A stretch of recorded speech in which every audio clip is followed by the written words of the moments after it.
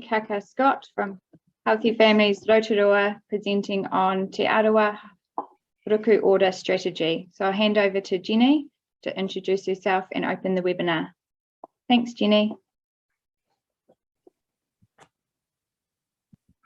Morena, can you hear me? Hi. Oh, morena, ka pai. Kia ora tātou. Thank you, Lucy.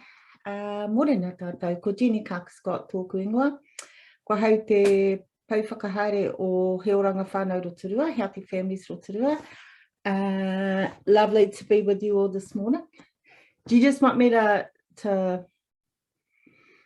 go straight in, Lucy, or are we coming back to you? Yes, you can take it away. Thanks, Jenny. Take it away. Okay, cool. Possibly an IT disaster, but never mind, we'll hook into it. Okay, so thanks everyone for turning up this morning. Actually, it's quite funny because my own team is not online this morning. They're all preparing some kumara for a big plant up next week, so they'll just listen to it, record to the recording. However, what I wanted to share to you today on behalf of the team was a kaupapa called Ruku Ora, which was a Te Arawa hapū response to COVID-19.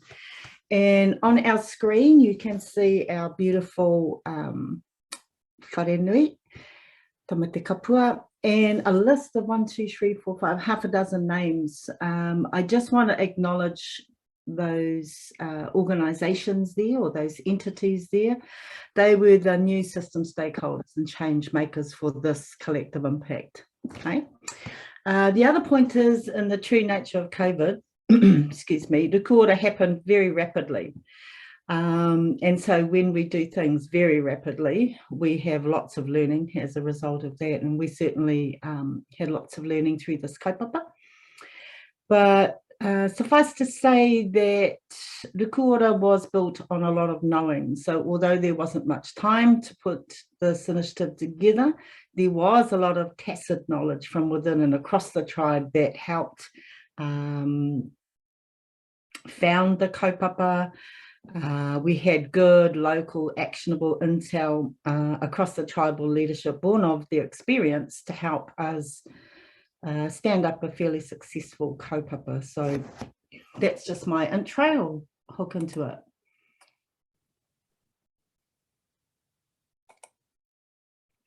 Firstly, a little bit about the tribe and the location that I'm talking about. Excuse me. The map on the right, highlighted in yellow, is basically Te Arawa Waka. So we are a confederation of tribes, a whole lot of tribes coming together under our common waka, which is Te Arawa, rather than how other tribes are set up.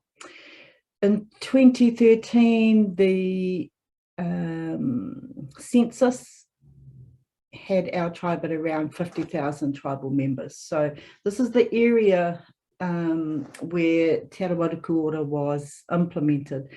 You'll see that we are partly a coastal tribe with places like Maketu and Matata, lots of little places on the coast.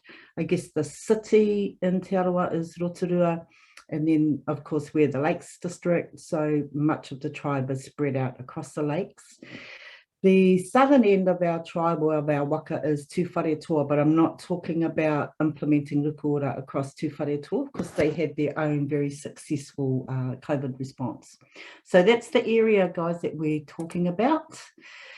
I hate to see these pictures again, but this timeline is quite important. So if we just step back to 2020, and look at the context, I guess, that created the Ruku Ora opportunity in the 2020 timeline. These are the kind of things that we're talking about. 20th of Feb was when COVID was reportedly recognised in New Zealand. And then within a month, of course, our borders were closed for the very first time in our history. And by the 25th of March, we were all in the national level 4 lockdown. So remember, we had a couple of days at level 2 and then a couple of days or something at level 3, and then the whole country was locked down on the 25th of March, and a national state of emergency was called, which lasted 50 days. Unfortunately, only 4 days later, New Zealand recorded our first COVID-related death. March, April, May, you saw the country coming down. Most of us came down fairly quickly. Of course, if you were living in Auckland, you will remember that you did not come down because, and especially in South Auckland, because that's where most of the cases were. So it took till the 8th of June for the country to go to level 1 with no active cases in New Zealand. But then, of course, by the 11th of August, we had 4 new cases again, and we were back to a lockdown a week later. So that's the building context, if you like, in the country, and the rapid movement of COVID in our country. And of course, at home in Te Arawa, we too were very aware of a growing crisis in our country and very much wanted to be part of the solution. Between August and December was when Ruku Ora was co-designed, was stood up and started to roll out. So that is, as you can see, is a very rapid rollout. August the 20th, Te Ropu Hauora o Te Arawa, which was the iwi tiriti partner to the DHB at the time, developed a case for change paper, wrote it up, circulated it to health and iwi sector leadership across the rohe for feedback. It basically said, here's the scenario, we need to do something, we need to step in and actually develop something. Stuff is getting developed all around us, but it may not suit us, we don't think it suits us, and it suggested the idea of a legacy workforce being established and developed across Te Arawa. Several entities got back. I'm just trying to remember who they were. The DHB said, yep, we're in. A lot of Māori health providers said, yes, we're in. Hapū leaders or iwi leaders said, yep, we'll have a look at it. Don't know what it is, a legacy workforce, but we'll have a look at it. And anyway, a small core started to form. Over the next few months, basically the kaupapa was co-designed on Zoom because everybody was all over the place and people were locked down or not moving. So even when the lockdown was lifted, a lot of people weren't kind of circulating and moving. So this kaupapa, this prototype was put together basically on Zoom. And of course, by now we had heard about the Delta variant and Omicron coming. So there was quite a panic, I would say, in the rohe to meet that challenge, to meet the challenge of keeping our people safe. So back and forth, the ideas went, how are we going to do this? Who needs to be involved? Who do we need to talk to? What kind of resources do we need? All those, emerging questions when you're starting to put together a kaupapa. On December the 26th, on Boxing Day, a message went out to the tribe asking for volunteers to come in and be trained to swab and be trained to do the administration around swabbing out in the community. 40 people put up their hand, 40 people turned up at the DHB on Boxing Day on behalf of their hapū, on behalf of their whānau and tribe, to be trained in how to swab and do the administration. So effectively, the Ruku Ora prototype began on Boxing Day, which I think was really amazing given it was Boxing Day, and we got 40 people up at the hospital. So if I just move on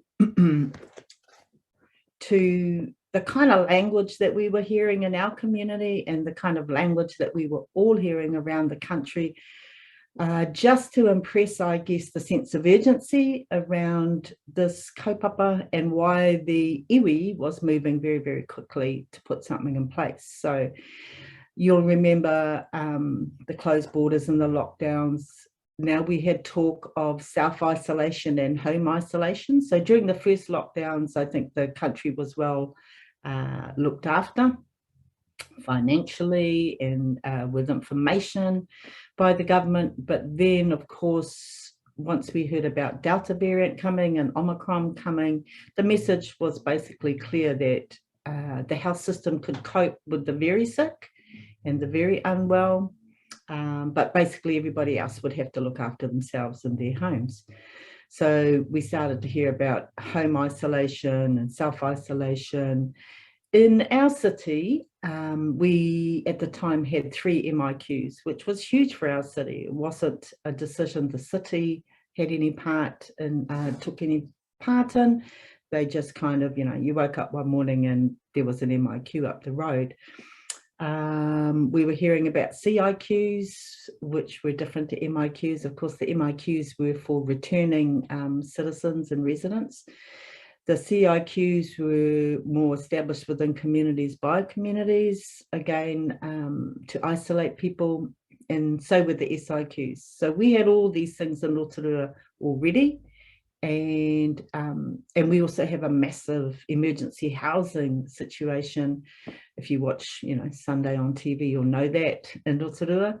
And so we already had over 40 plus motels housing, temporarily housing whānau while they waited for homes. So, this is the kind of context that we were dealing with. You'll remember things like bubbles and lots of homeschooling, lots of working from home. Zoom really became a thing. Even our kaumātua can do Zoom now. So you have a rapidly changing environment all the time. We had alert level systems, then the whole system changed to a traffic light system. Social distancing, mask mandates, all this kind of stuff. So what we knew at home was that even though it had been a long time since the last pandemic, we knew only too well that Māori populations suffered greatly in during the Spanish flu. There are still plenty of cemeteries at home with mass graves, and we know where those are, and we know why we have mass graves. So even though it had been nearly 100 years since the last pandemic, the memories of the Spanish flu pandemic hadn't gone away. We were starting to notice a lot of confusion at home as systems changed, as levels went up and down. And then as we moved from kind of a national system to a regional system, one region was level 3, another region was level 2, and all this kind of stuff. What we know is when people get really confused, they do different things. And one of the things that they do is they just step out. They step back, they kind of say, stop, it's too much, and I'm not going to listen, or I can't take all this bad news. And that was starting to become evident. People were kind of burying their head in the sand because all the news was so bad, especially for Māori populations. So there were high levels of fear, high levels of anxiety, financial challenges, a lot of uncertainty. The messaging, you will remember, for Māori populations was particularly negative. And we had, and it always is, obviously we are aware that our health statistics are the worst. And in a pandemic or in a virus situation like COVID was, then those that are already health challenged will not fare well. So all that was going on. And then to top it off, we started to hear how overwhelmed the health sector was becoming. The health workforce itself was becoming sick. It was vulnerable. It was tiring. Okay, so our nurses, our doctors, too, were succumbing to the virus, and they were getting very tired. So all that was getting overwhelmed. So I guess Māori health leadership was saying, okay, so this is a real problem. So not only have we the worst health statistics, and the way that we live is intergenerational, and it's very socially close, and we live in homes that have the elderly mixing with young mokopuna. This is a recipe for disaster. We need to do something. And knowing that Omicron was around the corner and all across the world, the whole elimination strategy was unworkable, we were basically realizing that we needed to sort something else quickly because we had to live with this. We had some massive delays in Rotorua. We had some decision making that, according to Māori health leadership, wasn't equitable, wasn't even sensible. So, for example, if Māori wanted to stand up a vaccination clinic, because the vaccination drive is in motion now, there was a 6-week wait till you could stand that vaccination clinic up. And that was so that the health workforce apparently could get around, you know, could be across the rohe. Because it was basically quite static. We had one vaccination kind of clinic, and we had one swabbing site. Both of those were in the city. Well, actually, a lot of the tribe don't live in the city. They live on the coast, or they live around the lakes. They live in small isolated communities. They don't necessarily live right in town. So we were kind of thinking, actually, if our health needs are the worst, the system that's lining up to care for the Māori populations is not aligning with what we actually look like. So there was a lot of concern. I'll move on. The case for change, the paper that was written on the 20th of August and distributed across Te Arawa, made a case for a legacy workforce. Okay, so what is a legacy workforce? Most of us hadn't heard of a legacy workforce before, but we had heard of similar things in other sectors. So you may remember a thing in the army called the territorials, which I think was quite popular. Certainly in the 80s it was, I remember the territorials. So the territorials were like a supplementary workforce, if you like, or a supplementary division of the army. So they were people out in the community who had a desire to be part of the army, but not as full-time soldiers, if you like, or not fully enrolled.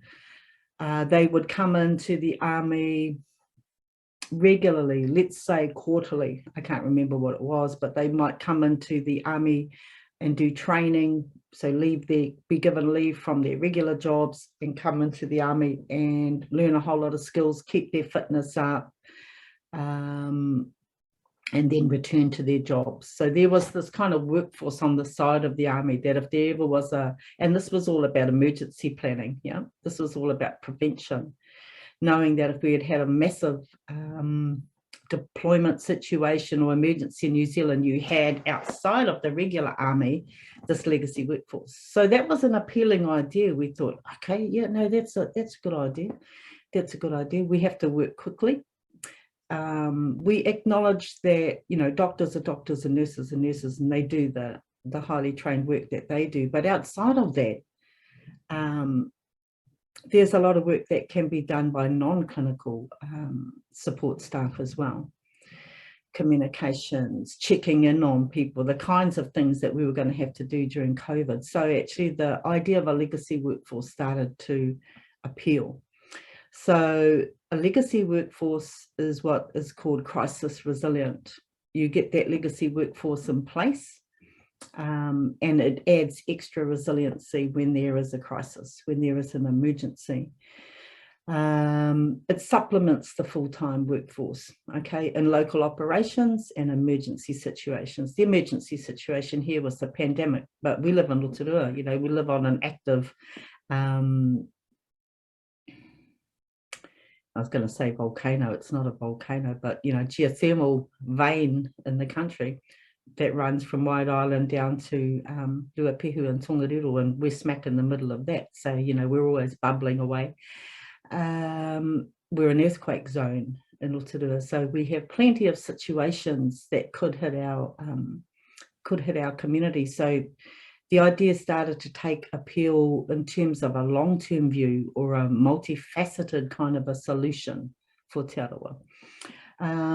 The training has already been done, so you know, we all know that you don't train during a crisis, you train before a crisis. You you prepare and you plan so that you can potentially reduce the impact of a crisis. So that was a you know, appealing part of this. You can call up a trained workforce very quickly because they're known to each other and they have good basic training. So you can accelerate and activate at scale quite quickly. That was another appealing part of a legacy workforce. So we can add extra capacity and capability to a workforce that's under pressure.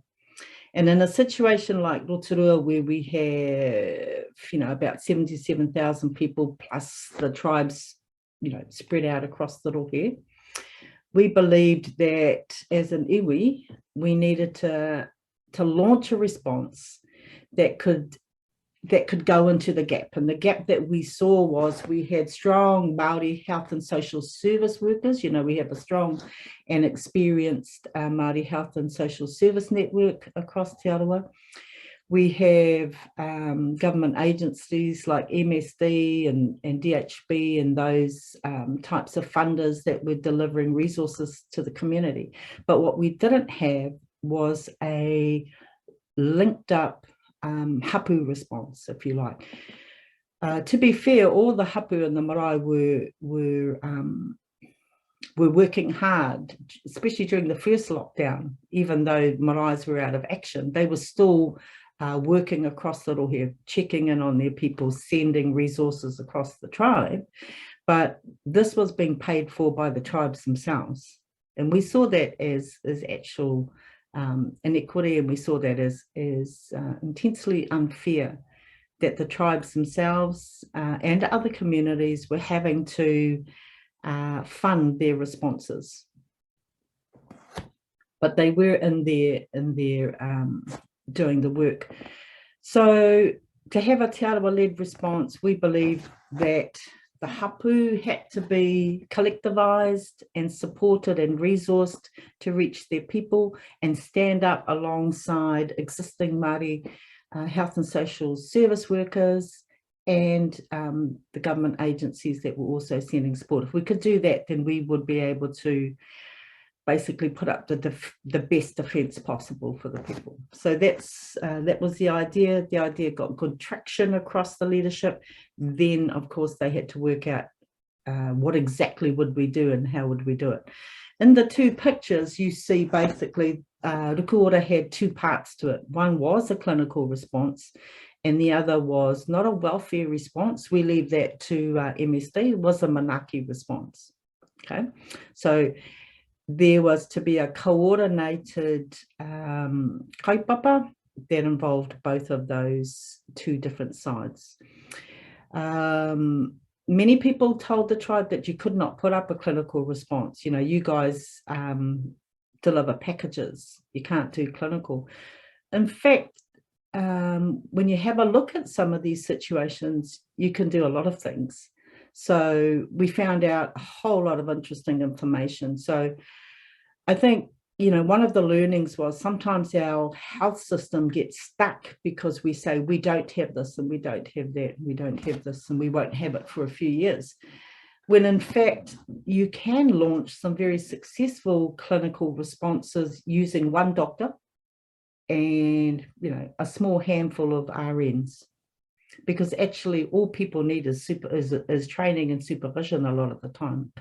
So we had one main doctor, and just one in Te Arawa, that was working closely with Ruku Ora, that was basically shouldering a lot of the clinical supervision for the clinical teams. And then we had a handful of existing RNs or registered nurses who were supervising teams that didn't involve people who were already clinically trained. Okay, that's quite lawful to do, or that's fine. You don't need a whole set of well-trained or highly trained registered nurses in your team. You just need somebody who knows what they're doing, who trains the rest. A lot of what we found was not so much, you know, we needed a bit of clinical response, but we needed people that could connect with the community, because you can't get into a community, a lot of these communities, unless you can connect with them. because the people don't know who you are. So they were just as important as some of our clinical people. And then on the other side was the big Manaaki response. And that was a really interesting response. And I'll touch on that later. It wasn't just, it went way beyond just delivering parcels and food to families, way beyond that. The current system, from an iwi point of view, saw these kinds of organisations with all the power. The power to create responses, the power to create communication and messaging, the power to say who can and who can't, okay? And this was right across the country. The only problem we had with this was often the messaging we found it confusing and sometimes highly inequitable and actually a little bit dangerous. So, for example, you'll remember when vaccinations became available, first we had our border workers and we had our frontline workers getting vaccinated, all that was fine. Then it came to the next level, and I think it was the elderly or around 75 or something like that. Now, Māori iwi pushed for that age group to be lowered for Māori populations and Pacific Island populations because of the data, the risk of hospital admissions for Māori populations and Pacific Island populations, because of the current health statistics, all these kind of things. It seemed common sense to lower that age for those populations, but it didn't get lowered.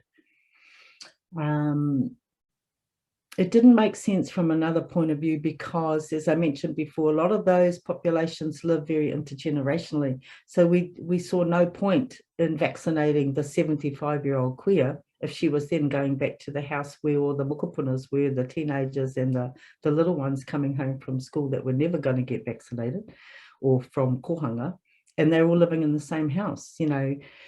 So the local solution for us would have been take the whānau. If the queer is living with the whānau, do the whole whānau at the same time. We saw later that this would have been the perfect solution because, of course,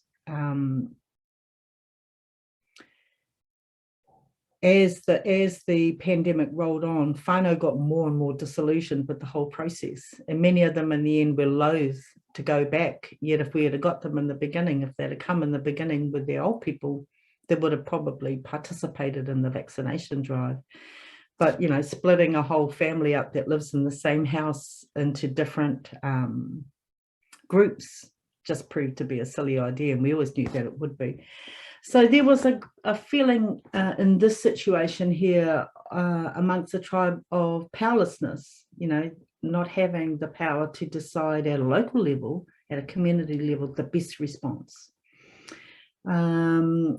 This response was seen as very top down, and everybody understood that it was a pandemic and that it was something that involved us all. Yet we still knew that at a local level, that community insights is what drives positive change. You know, those, if you can nuance your solution at a community level, then you have a greater impact of positive change and transformation. So the challenge for Ruku Ora was to shift some of the thinking amongst the funders and to get them to trust Ruku Ora, to get them to trust the hapū to deliver directly to their people. Okay, and I guess that was quite a big ask because our Māori and social service providers like whānau ora at home, like Korowai Aroha, these are some very experienced and big grunty providers. They've been contracting and commissioning for a long time, but the hapū was a new player, not a new player to delivering Manaaki support to their own people, but new in terms of being contracted to do so, being commissioned to do so. So it was a big ask for our funders to let us do this, you know, to trust us to do this, to trust us to be funded for the first time in a big way like this, and to roll out a clinical and manaaki response across the tribe. Of course, you know, what Healthy Families, actually, I'll jump in there. Healthy Families, our part was to backbone the whole kind of administration of it. So to bring forth the data, together the insights, to put together the case for change. That was Healthy Families' role. And I must say our tools were just excellent in actually trying to shift mental modes in this situation. You know, the data was clear. The reach of the hapū was from coast, you know, right across the lakes. So we were able to gather up the insights of our leadership. We were able to convene some very powerful hui to make sure that everybody was on the same page. And in the end, that convinced some of these funders to support Ruku Ora. Okay, so we were able to change resource flows. We used all the relationships and connections that we had across the sector and into ministries, to get into the ear of people to allow us to roll this out. The good thing was, I mean, we had good evidence that hapū and marae and iwi were doing it anyway. The ask this time was that please fund those efforts, you know, fund those efforts. And yeah, in the end, the funders, the commissioners here became stakeholders for change as well. They became our partners. I'll talk a little bit more about that later. So what was Ruku Ora? Definitely a prevention solution, definitely a system building approach, because we had to create a whole new workforce model. And it had to be coordinated across the whole tribe at a time when people couldn't move. It was a whole of hapū and iwi strength-based approach. You know, when you know that you are the most vulnerable or one of the most vulnerable populations, when you constantly hear that your health statistics are negative, it's really disempowering. You know, fear creates anxiety, but it also paralyzes people to take action. People step back, people bury their head in the sand, people just turn off. But if you can develop a strength-based approach, because although those statistics might be true, there's a whole lot of stuff on the other side. There's a whole lot of strengths on the other side. There's a whole lot of leveraging that can be done inside the hapū and iwi infrastructure that can counterbalance all the negative stuff. And that was the kind of approach that we needed, because if you can do that, then you catalyze people to take action. You inspire people to be part of the change. And that's what happened. Mana motuhake. Okay, here's my explanation of mana motuhake. Mana motuhake is the great need that Māori have for autonomy and self-authority. We have a great need to develop our own solutions and be part of our own solutions. It's not just an aspiration. It's not just something that we want to do. We actually, in our core, need to do that. That's our responsibility. So Ruku Ora was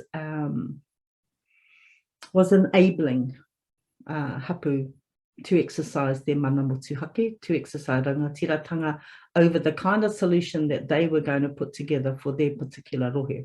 And of course, not just their own people, but the people that live within their rohe, that live within their community, their neighbourhood as well. Resourcing the hapū to step up, play a greater leadership role in protecting the health and well-being of their people, shifting away from just receiving health services and being recipients of different programs and initiatives, and actually designing them and rolling them out. Ruku Ora, for the leadership anyway, was a place where Māori aspiration and systems change frameworks could meet to create that greater opportunity, you know, create space for opportunity beyond short-term crisis management. Okay, so we recognized very early on that the pandemic was one crisis that the tribe would face. But in the future, we know that there are a lot more coming. So let's do something that helps us prepare and plan for any kind of emergency. Let's get our people going. Let's make use of all the logistic expertise out in the tribe. You know, our tribe is the same as any other community. Out in that community exists all the strengths and expertise that you could ever need. We just need to tap into it. We just need to identify it and pull it together. So this whole of hapū and iwi approach was akin to putting foot soldiers right out across the whole rohe. That's what we needed. And we needed to get away from the approach where everybody had to come into one swabbing place or one vaccination place. We knew that we'd be, we'd run out of time to get to our people if we did that. We had to take what we called a Māori battalion approach, and that's where the name Ruku Ora comes from. So in our rohe, B Company in the Māori battalion, we're called the Ruku Kapa, or the penny divers, which was a reference to the penny diving that goes on, used to go on at whakare whatever. And we used that kind of analogy in our minds because the Māori battalions, all of them, were just made up of brothers and cousins and relations from right across each tribal region, right? And they came and formed, signed up and formed groups, stood together shoulder to shoulder to fight a common enemy. Some of them, of course, were, were young and adventurous and wanted to see the world. But basically, the analogy of our people coming out of their small villages, from their little towns to stand together to fight a common enemy. And in this case, the pandemic was the kind of model that we wanted to see with our legacy workforce. Okay, so who could be in the legacy workforce? Well, it was almost, we were saying to people, do you know somebody that was in the Māori battalion? And they were like, yeah. I said, well, you can be in it. You know, did you have any family in the Māori battalion? Oh, well, you can be in it. And if you didn't, do you know somebody that was in there? Yeah, okay, then you're in too. You know, so it was like an open invitation for everybody who wanted to contribute to a solution to come in and join Ruku Ora. So people did come in. In the end, some of the impacts. So like I said, Boxing Day, 40 people, and I see one of them on here. I see Natalie Richards on here listening. Natalie was one of the tribal members that put up her hand to say, yep, I'll come in and I'll, I'll try and contribute. Some of the impacts. So there were 20 hapū stood up and said, we want to be part of Ruku Ora. We have many hapū across the tribe, but 20 for Te Arawa is most of them from the Rotorua region back to the coast. Of course, I mentioned Te Whare, they have many hapū over their side as well. We were able to put together the clinical and non-clinical legacy workforce. We were able to convince the funders in the end to invest over $1 million into Ruku Ora.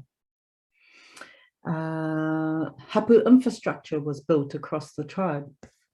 What I mean by that is many tribes updated and recreated their tribal databases because they were totally out of date. They created prevention teams. They created emergency evacuation plans. They created emergency pandemic plans, all these kind of things that they didn't have before. Maraevac clinics were mobilised. The interesting thing about what people did with their funding was that they took care of the immediate, but they also took a very long-term view. We had some amazing initiatives. Of course, how we worked it was the tribal Te Ora, who basically did the applications with healthy families for the funding, created basically like a picture frame. This is what you have to do. You have to provide services, resources to whānau who are impacted by COVID. It was very, very general like that. And please encourage people to get vaccinated. But inside that picture frame, you could paint whatever picture you needed to paint for your people, so long as you met those kind of requirements. And we got some really amazing responses. Here's one that was really touching. So one of the tribes, remembering that all our marae were closed, remember? And that's part of the hapū's greatest resource, is its infrastructure and its marae complex, its facilities. Next to its people, that's one of the greatest resources that we have. Well, they were all closed, they were all locked down. Various ones were operating parts of them, but basically a lot of them were closed down. And that meant that tangihanga were sent home. Couldn't come to the marae and have your tangi unless everybody was vaxxed and all this kind of thing. It was very difficult to manage, especially because the tribe wanted to keep their old people safe, and they're essential to the tangihanga process. So one of the hapū did what they thought was best, or what was happening at the time, and they closed off the marae to tangihanga, which meant they all got sent home. One of the tangihanga that happened at home went a little bit,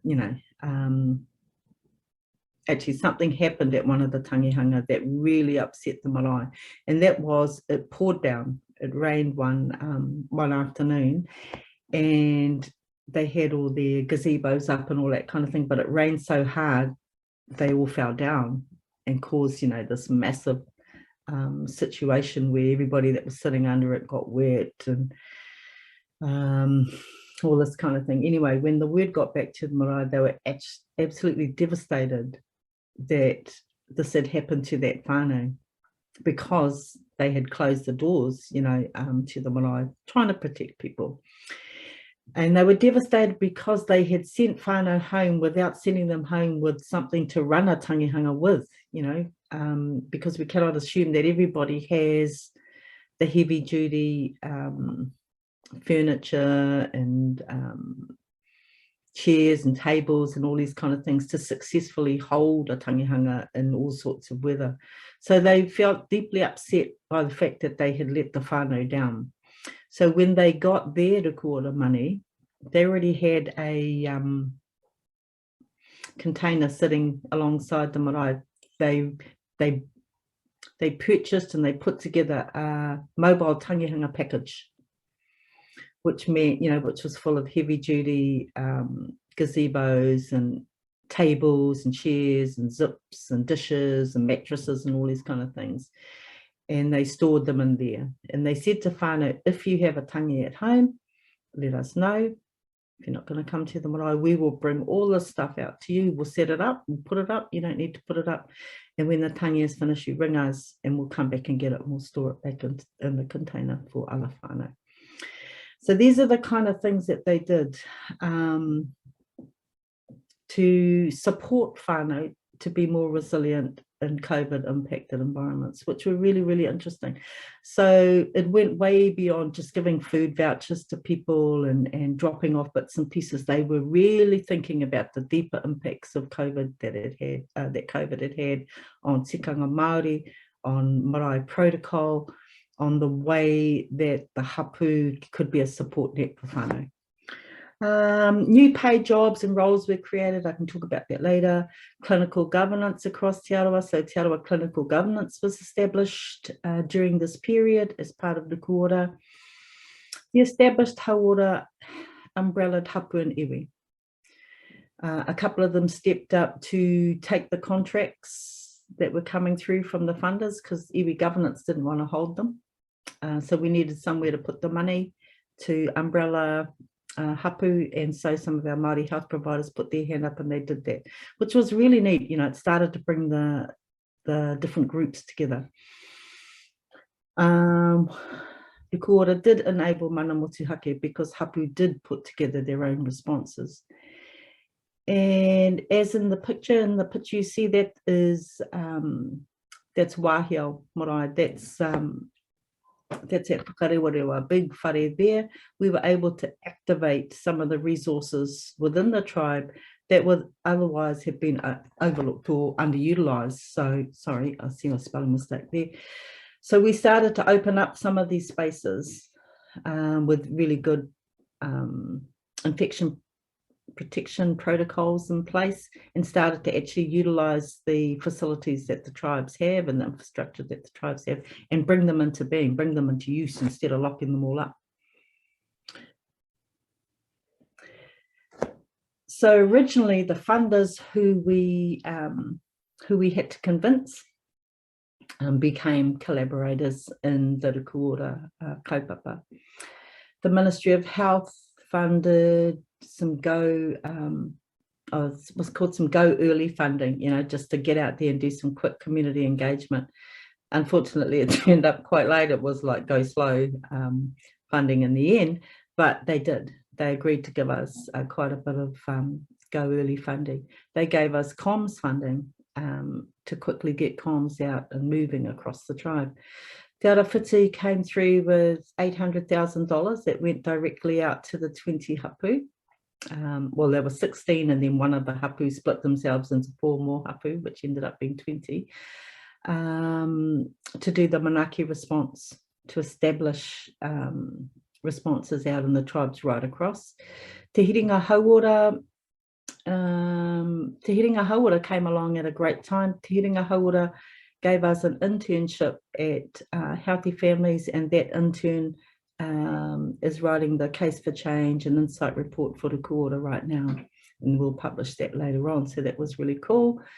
Ministry of Social Development have resourced us for 2 iwi connectors, and they're working in the background for Ruku Ora. Lakes DHB funded the Te Arawa Clinical Governance establishment, and also a project manager to oversee the clinical response for Ruku Ora.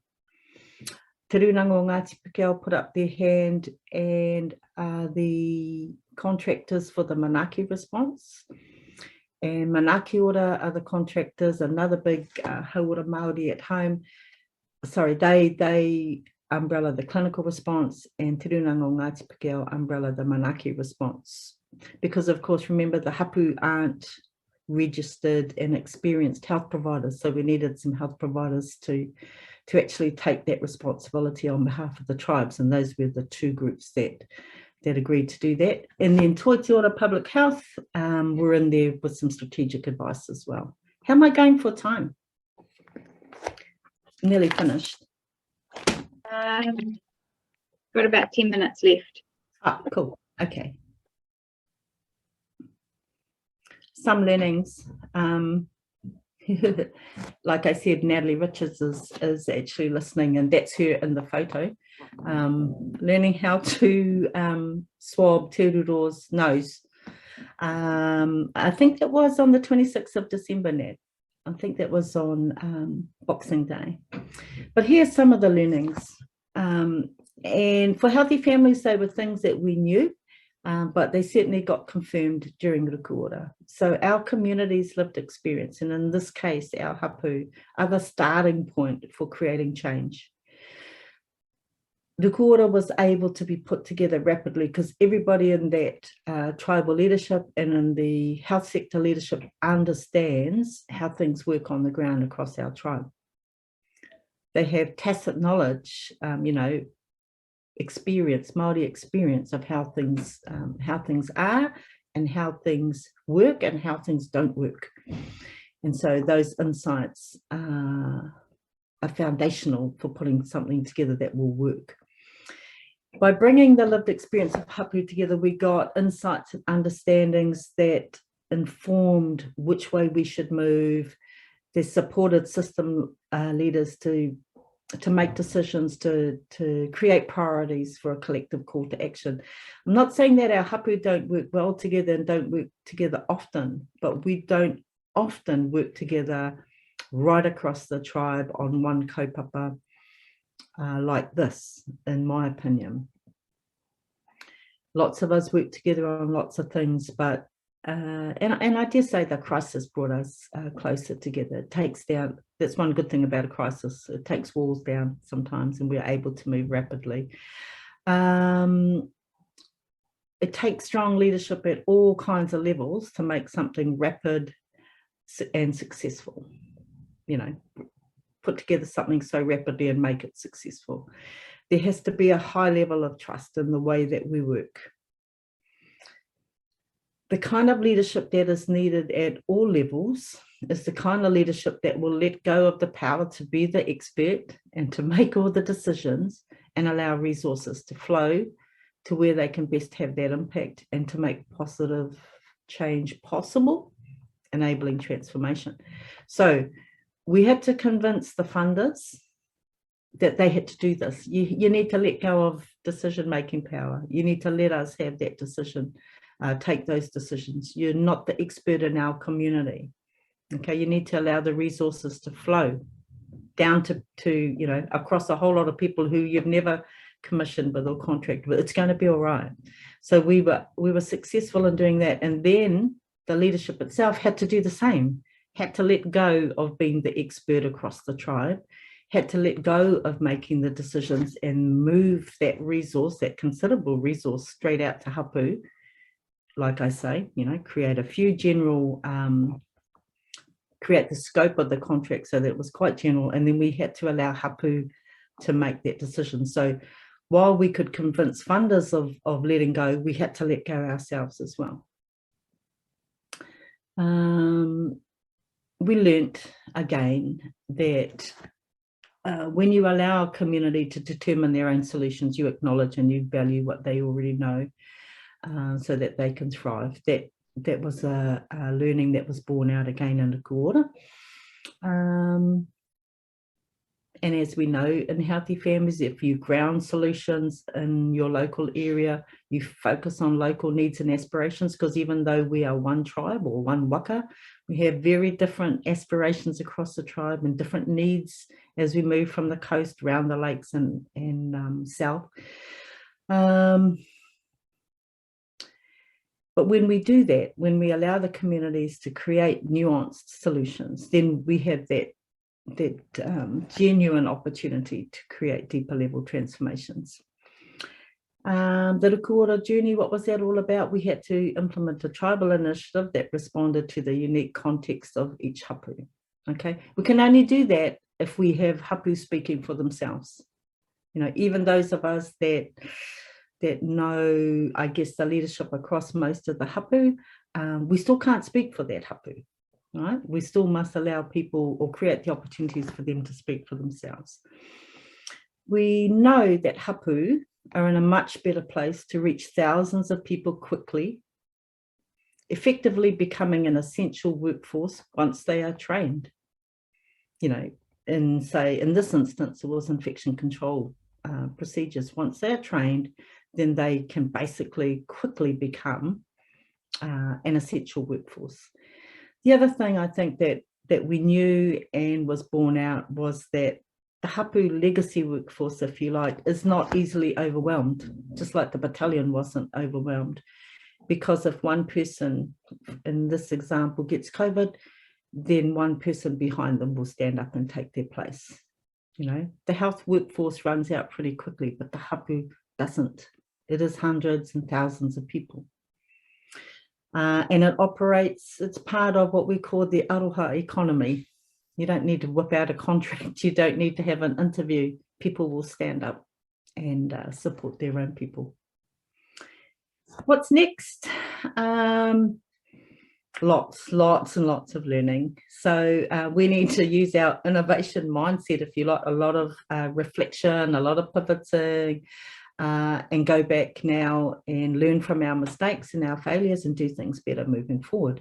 Things like communication, storytelling, data gathering, all that kind of stuff, you know, that was very rapid. It can be much, much better. Our case for change and our insight report will be published. That's what our intern is working on. Our iwi connectors are out gathering data, The Healthy Families Comms Manager, Megan, is gathering data, is conducting interviews. It's part of our contribution to the Ruku Ora. So all that stuff will come together now, and we'll take a very reflective and deep look at what happened and what could happen better in the future. We have 2 MSD iwi connectors working on a social determinants plan. So they are out amongst the tribe looking at, once you get a vaccine, fine, it might arrest COVID, but that's not the real problem in our community. Our community issues stem from deep poverty, deep social deprivation, and we all know what moves those things along: real jobs, a better training, a greater access to education, all those kinds of things. So the MSC iwi connectors are working on that at the moment. And then very shortly, our leadership will unite again under, there's just been a contract for a project manager get signed up to bring the leadership together to develop a long-term or strategy to 2025 for the Ruku Ora. Because remember, it was never going to be about the pandemic. The pandemic just offered the opportunity to create a legacy workforce to work across the tribe in the future, and to put together a prevention workforce that's very, very unique. I think one of the last things that I want to say is I really take my hat off to the Healthy Families social innovation frameworks, the design of Healthy Families, because it prioritises and it supports, and it was born out in this kaupapa: Māori autonomy, Māori participation, Māori partnership. It creates space for that because it's all about the insights of the local community. And in this case, the local community, one of the local communities is Te Arawa, hapū. So the partnerships that are created create space, give good space for Māori perspectives on health and well-being. That systems approach resonates really strongly with traditional Māori worldviews. The tribe gets it straight away, because it aligns with their aspiration to drive their own solutions. Anyway, I think I've talked a lot. I've got, could go on and on about this kaupapa for ages. Sorry, Lucy. But that's basically, that was Ruku Ora, and I think from a Healthy Families perspective, we were very fortunate to be asked to be a part of it.